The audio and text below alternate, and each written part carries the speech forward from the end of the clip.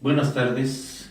En esta ocasión, contexto universitario, vamos a tratar el tema de reflexiones en torno a la cultura ambiental en México y en el mundo. Tenemos como invitado en esta ocasión al doctor Gustavo Alberto González Guerrero, que es sociólogo y doctor en desarrollo regional. Muy buenas tardes, doctor. Gracias. Bienvenido. Gracias, muy amable, buenas tardes. Bien, el tema que nos reúne hoy, me gustaría que pudiéramos partir de un principio, que es de que toda actividad humana tiene sus consecuencias en el medio ambiente. Entonces, yo creo que es de particular interés, tiene que ser de particular interés el que nosotros podamos reflexionar sobre nuestro medio e ir construyendo paulatinamente, aunque ha sido muy laborioso este asunto, ir construyendo una cultura sobre el medio ambiente. Doctor, en este sentido, ¿cómo es que nosotros podemos primero entrar en un proceso de reflexión sobre nuestro medio y la construcción de una cultura? ¿Esto es así de sencillo, así de simple? ¿O qué implicaciones tiene esta cuestión? Sí, bueno, indudablemente el mundo está viviendo una crisis ambiental que puede llegar a dimensiones catastróficas. Esto se manifiesta en todos los niveles, tanto digamos en el nivel local, en la casa, en el municipio, en el estado, en el país y en el nivel global. Esta crisis, bueno, viene ya desde hace algún tiempo. Algunos dicen que hace unos 150 años empezó a acelerar, pero sobre todo ha sido en los últimos 50 años.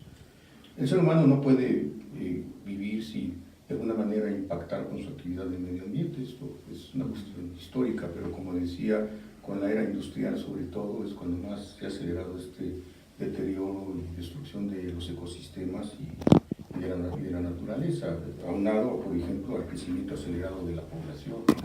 Indudablemente, más allá de la desigualdad social, pues incide porque hace una mayor presión sobre los recursos naturales, sobre el agua, sobre el territorio, en fin, sobre todo aquello que el ser humano requiere para su existencia misma.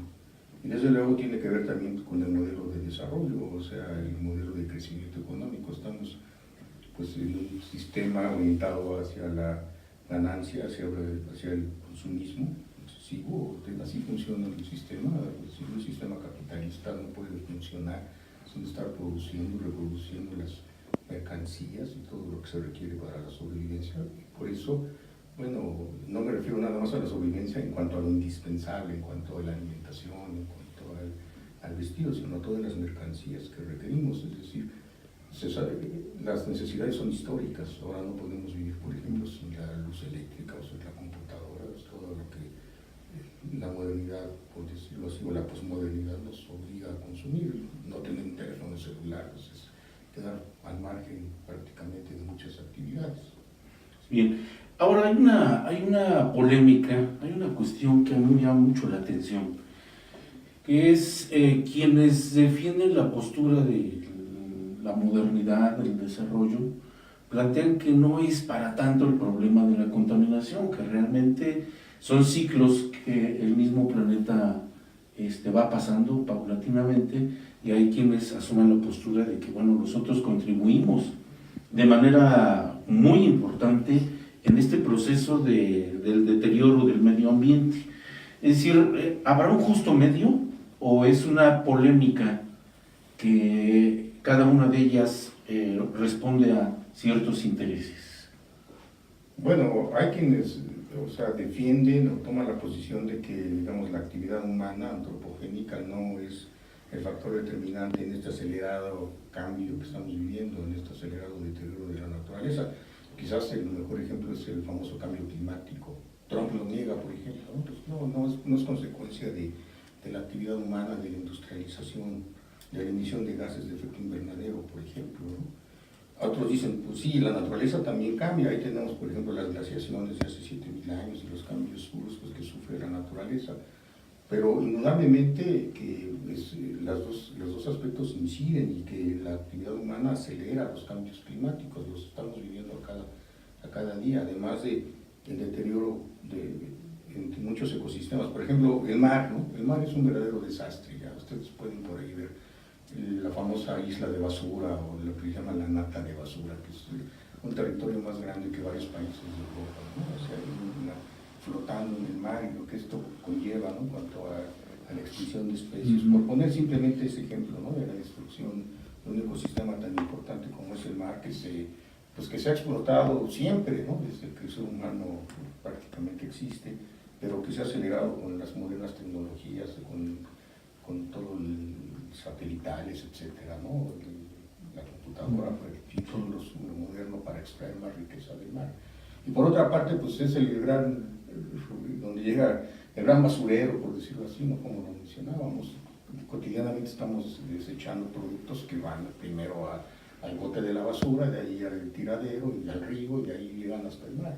Y muchos de esos el mar ya no tiene la capacidad, por ejemplo, para asimilarlos, para procesarlos. Entonces, yo creo que ahí sí hay un punto en el que es innegable que la actividad humana está acelerando este cambio de la naturaleza. Sí hay esta postura, ¿no? La llamada teoría de Gaia, ¿no? Sí, la idea de que la naturaleza por sí sola se recupera, entonces pues no hay que preocuparnos, total, la naturaleza se va a recuperar y no hay problema. Bueno, tal vez se recupera, pero quitando al ser humano, digo, por decirlo de esta manera, porque la teoría de Gaia dice que es como un ser vivo que tiende a desprenderse de aquello que le hace daño, pues si el ser humano le está haciendo daño, pues algún día se hace deshacer del ser humano.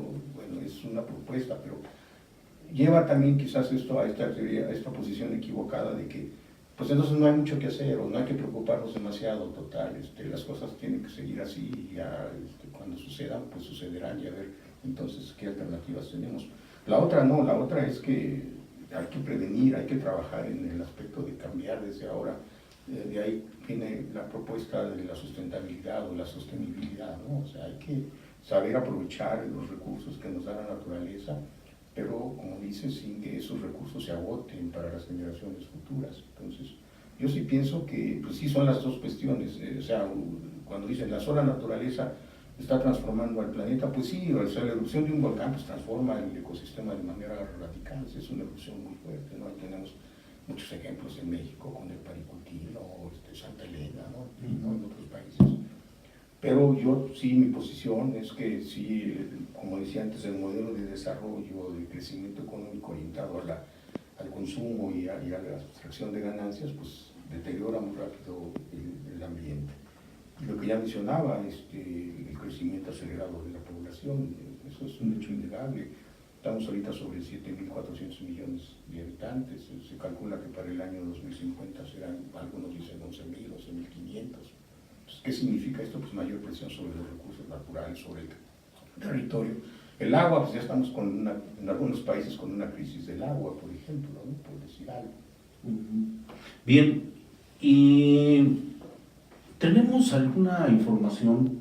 Porque muchas veces vemos el problema del cuidado del medio ambiente, de fomentar una cultura del cuidado del medio ambiente, lo vemos muy lejano, ¿no? Vemos muy lejano algunos aspectos de contaminación, pero ¿cómo estamos viviendo esta situación en Tlaxcala?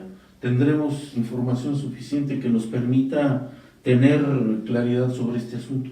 Sí hay algunos estudios sobre el deterioro de la naturaleza en Tlaxcala. ¿Sí? O sea, por ejemplo, se sabe que Tlaxcala ha perdido casi el 80% de sus bosques, eso es un hecho innegable. Queda quizás una parte de Tlaxco como la más importante, esa región. O sea, eso no se puede decir que no exista. Además de la contaminación de los cuerpos de agua, pues ahí tenemos el Zaguapan, ¿no? O sea, qué mejor ejemplo que el Zaguapan, que pues es el gran drenaje de la ciudad, ¿no? Ahí va a parar todos los desechos domésticos, industriales, y en fin, ¿no? Todo va a parar. El Zaguapan se conecta al río y de ahí va hacia el Pacífico, ¿no? Hacia el Océano Pacífico. Pero ahí está, por poner dos ejemplos más, o sea, por poner esos dos ejemplos nada más. Habría que, existen otros ejemplos, cada vez mayor producción de residuos sólidos, Algunos hablan ya de la contaminación de la atmósfera también en Tlaxcala. Antes decíamos, no, ¿cómo en Tlaxcala va a haber contaminación del aire? Pues sí la hay cuando se mide, o sea, sí existe, es un hecho innegable. El agua también. Entonces, algo que la gente pierde, por ejemplo, en las ciudades, la contaminación auditiva, ¿no? O sea, todo el tiempo estamos sometidos a ese ruido excesivo, por el ruido de los coches, por el ruido de los comercios, en fin. Y ya nos hicimos como que lo normalizamos, no existe esta contaminación, por ejemplo, auditiva, de la cuestión del sonido, ¿no? Entonces, yo creo que sí hay varios aspectos, y están documentados, hay algunas investigaciones que ya hablan sobre la contaminación que tenemos en Tlaxcala, o sea, no es un problema menor, o sea, sí se tiende muchas veces a subestimar la contaminación, la destrucción y el deterioro del ambiente, porque lleva muchas implicaciones. O sea, yo decía, es producto del modelo de crecimiento, de desarrollo que tenemos, pero también es producto de la destrucción, que no se hace nada o casi nada porque se atiende el problema, por la falla por ejemplo, en las políticas públicas.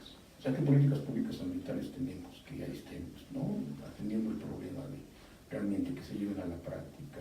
No digo que no se haga nada, sí se hace, ¿no? Una de ellas es eso, o sea, se han intentado, si ustedes revisan los planes de desarrollo de los gobiernos, han habido algunos interesantes con muchas propuestas, hay que cambiar esto, hay que hacer aquello, pero no se lleva muchas veces a la práctica, o lo que se lleva es muy poco, y no se hace una evaluación de qué tanto se logró. Yo me acuerdo desde hace muchos años que ahí siempre aparece un letrero ahí de rescatar el río Zaguapa, ¿no? Es nuestro patrimonio, pero ¿qué se ha hecho realmente? O sea, el río Zaguapa cada vez está más deteriorado. Entonces no basta con mencionarlo, no basta con las buenas intenciones, sino que hay que traducirlos en cuestiones prácticas, en acciones. Lo mismo sucede con los seres humanos cuando hablamos de la cultura ambiental. Pues parece que todos estamos preocupados por el ambiente, ¿no? Sí, hay que hacer algo, pero hacemos muy poco.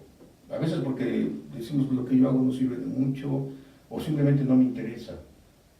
Y sin embargo, como parte de la cultura ambiental que tenemos, porque es depredadora la cultura ambiental que tenemos, habría que convertir en una cultura proambiental. O sea, todos tenemos una cultura ambiental, como todos tenemos una cultura en general. Entonces, pues hay gente que está acostumbrada a tirar la basura en la calle, por decir algo, a contaminar sin preocuparse por ello. Las propias industrias, aunque hay políticas para evitar la contaminación por la cuestión industrial, pues es poco lo que se avanza. O sea, no se logra frenarlo. Y si bien hay leyes, porque en este país y en este estado no paramos por leyes, ahí está la Ley General de Ecología y Protección Ambiental y también la ley estatal, no se aplican cabalmente. O sea, tenemos otro problema, ahorita me viene a la mente, por ejemplo, la deforestación de la Malinche. Pues ahí está el problema, ¿no? Por los carboneros, que pues es un modus vivendi y requieren para obtener recursos, ¿no? Pero la montaña se sigue deforestando. ¿Hasta dónde va a dar esta situación? Bueno, yo no puedo decir 10, 20, 30 o 50 años. Si ustedes revisan las propuestas del siglo pasado, por ejemplo, del Club de Roma, el Club de Roma en 1960 decía, ya para el siglo XXI va a ser una cuestión catastrófica. Pues ya llegamos al siglo XXI, pues no parece, como dices, todavía tan catastrófica, pero yo no sé cuánto tiempo más va a aguantar.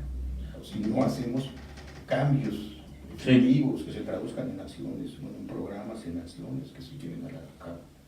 Bien, bueno, aquí tenemos una cuestión fundamental, que es hasta qué punto la buena voluntad se queda en eso y no pasamos a la construcción de una cultura. Y para ello vamos a escuchar el comentario de Sergio Monroy, que reflexiona un poco sobre esta cuestión.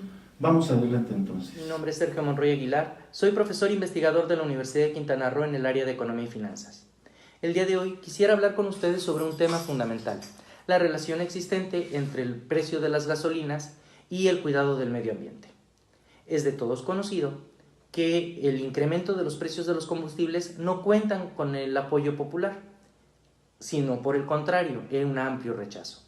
En épocas recientes, nuestro país ha sufrido un incremento notable a partir de la liberalización de los precios de los combustibles y en épocas todavía más recientes, desde hace unas cuantas semanas, el precio está cargado con el impuesto especial sin tener ningún tipo de subsidio. Esto hace que los consumidores tengamos que pagar el monto de los impuestos y el monto de la gasolina sin ninguna disminución, lo cual ha encarecido su precio. Recientemente también, en otros países, como Francia, el intento de aumento y de liberalización de los precios de los combustibles ha traído protestas populares. Recientemente, el presidente Macron ha tenido que dar marcha atrás al aumento de los precios de las gasolinas en base a la protesta popular. Si bien es cierto, la principal crítica al aumento de los precios de la gasolina es cierta. Disminuye el poder de compra de los consumidores y aumenta la inflación. Sin embargo, la relación con el medio ambiente es fundamental. Si nosotros queremos tener un ambiente sano, es necesario que las tecnologías alternativas sean económicamente sustentables, rentables. El día de hoy no es así. Según la revista Spock, que es una revista especializada en temas de alta tecnología, el precio por kilómetro de un vehículo híbrido y o de gasolina es más o menos 3 pesos con 50 centavos hasta 7 pesos. Sin embargo, el costo por kilómetro con la tecnología de gasolina en el mismo segmento es de entre 1 peso 50 centavos y 2 pesos con 70 centavos. Esto marca una gran diferencia. La tecnología eléctrica es mucho más cara en términos de kilómetros que las tecnologías de gasolina, las cuales son altamente contaminantes. Si analizamos esto también por los costos de adquisición, nos daremos cuenta que lo mismo sucede. Un vehículo de nivel medio con tecnología eléctrica ronda entre los 800 y los 900 mil pesos, mientras que un vehículo híbrido se encuentra entre el rango de 700 mil pesos hasta 800 y un poco más. Y un equivalente en tecnología de gasolina está alrededor de los 400 mil pesos. La diferencia es que en precio es más o menos el 50%. Si a eso nosotros le añadimos el hecho de que el vehículo con gasolina tiene una vida útil de aproximadamente 10 años, más o menos, y la tecnología híbrida y eléctrica, por la duración de sus baterías, que es el componente más caro, es de más o menos 3 a 5 años, estamos observando que la depreciación del vehículo es mucho más elevada en los vehículos eléctricos e híbridos que en los vehículos de gasolina, lo que hace que en términos de rentabilidad sea una mala inversión el día de hoy, bajo las condiciones actuales, tener un vehículo movido por energías alternativas a un vehículo movido por la tecnología convencional de gasolina, con los gastos y con los costos que tiene esto en el medio ambiente. Es por ello que muchos economistas preocupados por el medio ambiente estamos a favor del incremento de los precios de la gasolina, no porque no nos dañe el hecho de los aumentos de los precios que van correlacionados con el aumento de la gasolina, sino por el hecho de que hacen más rentables las tecnologías alternativas.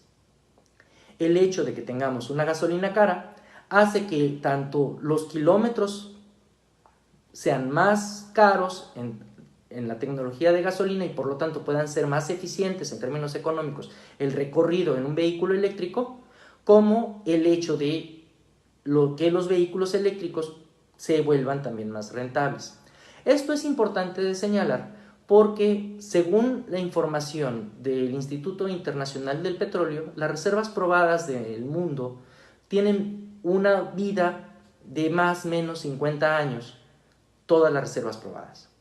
Eso quiere decir que la reconversión a tecnologías no dependientes de combustibles fósiles es fundamental, es urgente, pero esta no se dará mientras que estas tecnologías sean económicamente no rentables. Muchas gracias por su atención y estaremos pronto platicando sobre estos temas.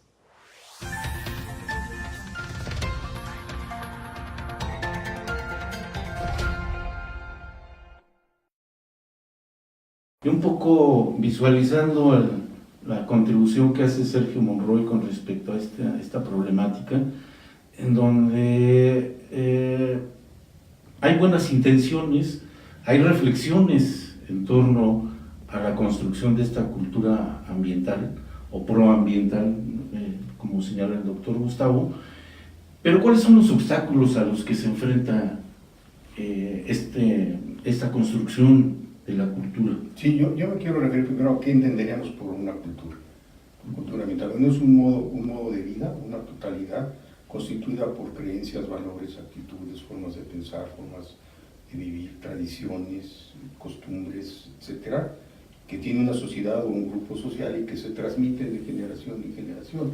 Obviamente, si hablamos de la cultura ambiental, bueno, se refiere a esas formas relativas a la naturaleza y que mucho tiene que ver también con el entorno en el que vive el ser humano. O sea, en ese sentido, pues es diferente la cultura ambiental de quien vive en el campo a quien vive en la ciudad.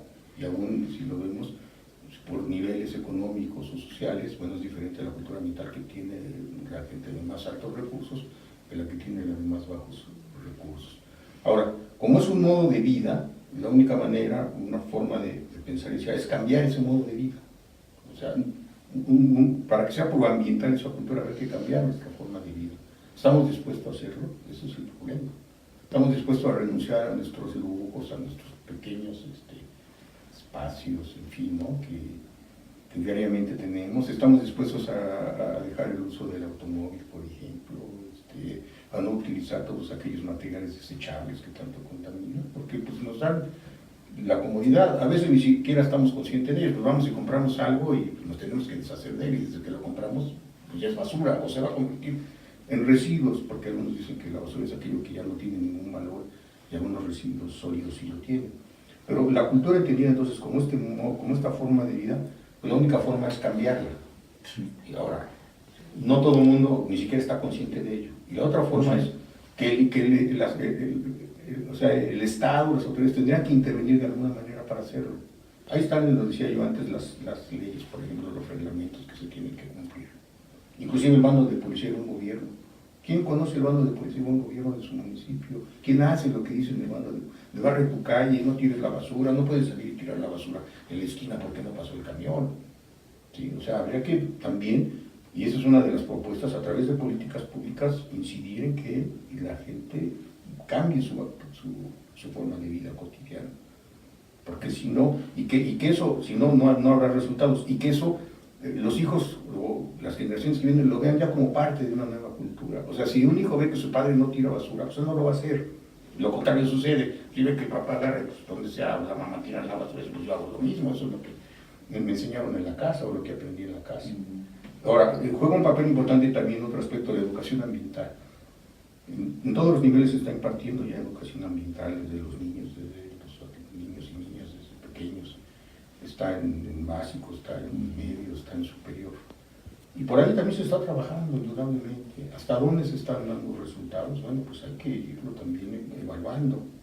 Pero yo creo que son todos esos aspectos. La educación también es una parte de la cultura muy definida, claro. O sea, tiene su propio espacio la educación, pero algunos la vemos como parte de la cultura, en su aspecto más general. A través de la educación también se debe modificar el comportamiento, las actitudes, los valores que tiene el ser humano frente a la naturaleza. Y cuando hablo frente a la naturaleza hay que entender la naturaleza como una cuestión vivencial, es decir, frente a otros seres vivos, por ejemplo, ¿no? Uno de los grandes problemas que se están viendo es la extinción de especies.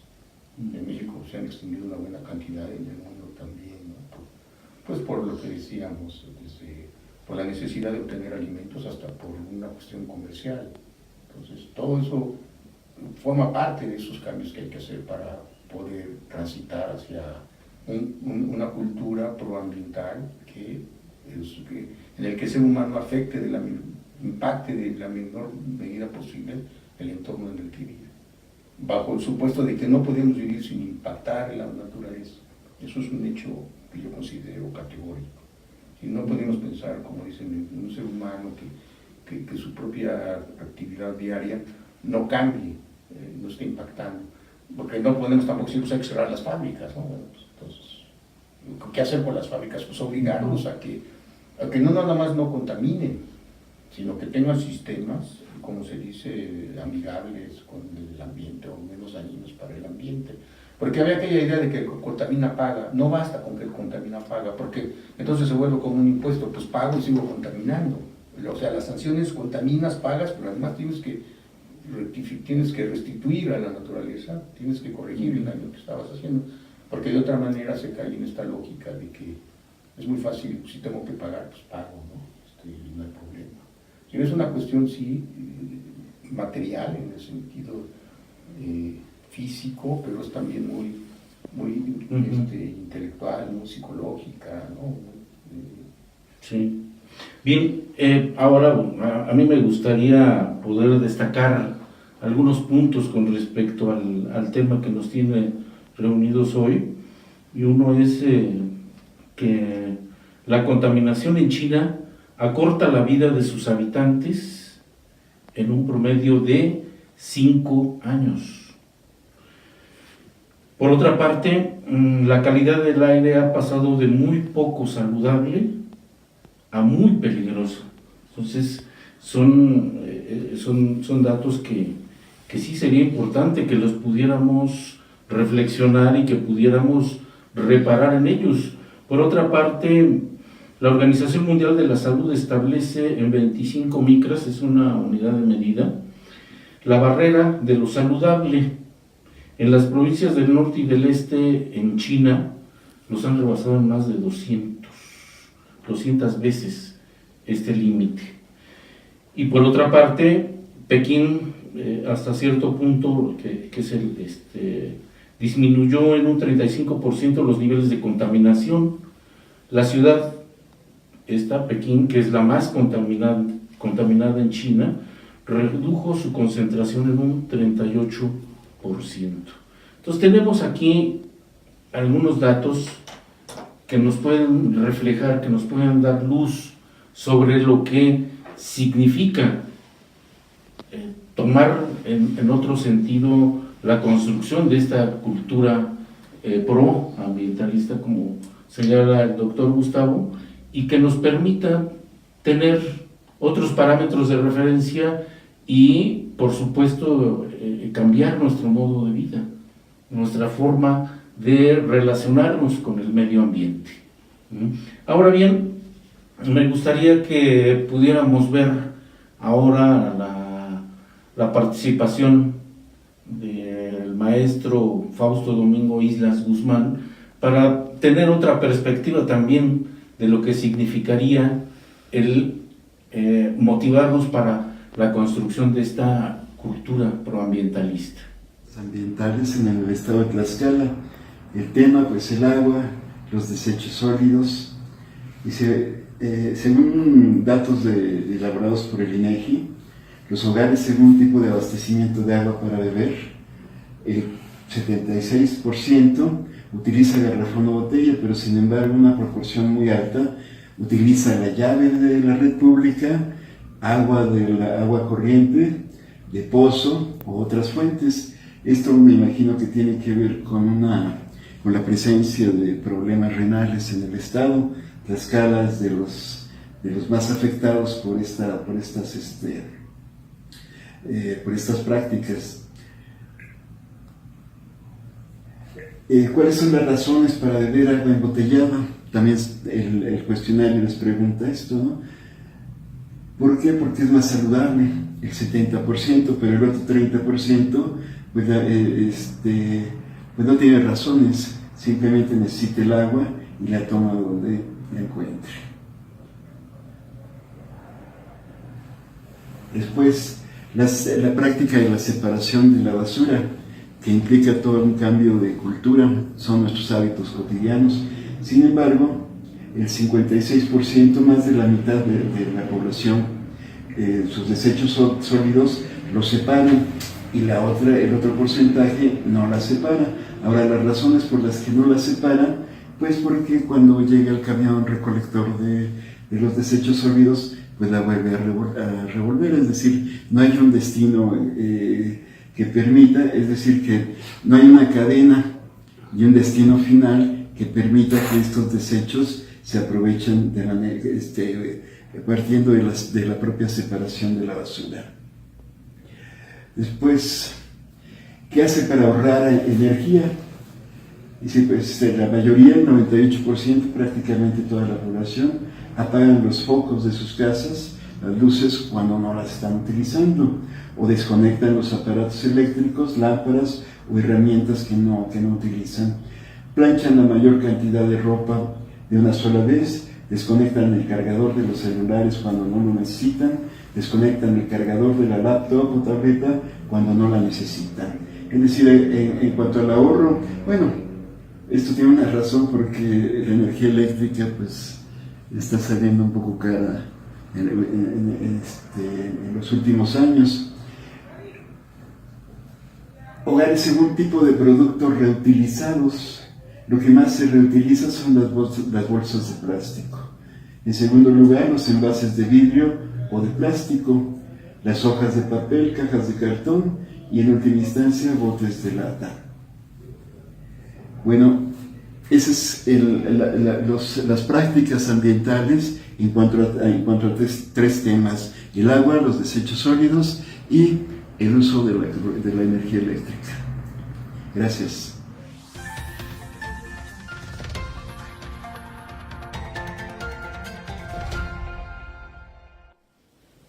Bien, después de haber escuchado al maestro Fausto Domingo